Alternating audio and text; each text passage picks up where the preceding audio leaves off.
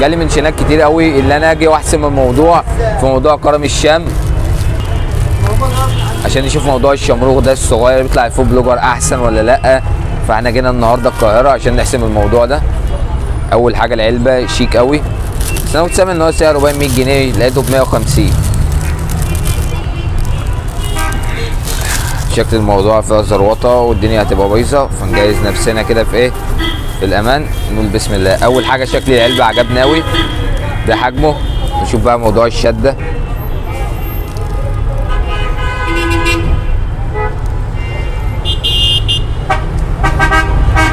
يعني هنقول مفيش شده قوي بالنسبه لحجم اللحمه زي ما انتم شايفين، وزي ما انتم شايفين هنا. نقول بسم الله.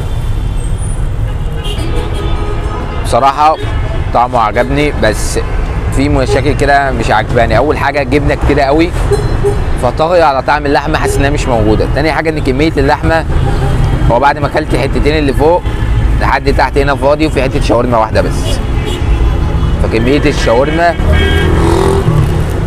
قليله جدا جدا. تاني حاجه طعم الجبنه، حاسس ان هو سندوتش جبنه، ويعني في سنه اللحمه مش باينه قوي ولا تتبيله اللحمه. كحجم وكحشو موضوع الجبنه ده 150 بالنسبه لي كتير عليه، الحشو بتاعه قليل.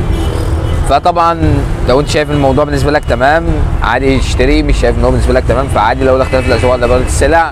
كان معكم عبد الرحمن الجبري اللي مش فود بلوجر، جاي من طنطا لمصر عشان يعمل اللقطه وماشي. سلام.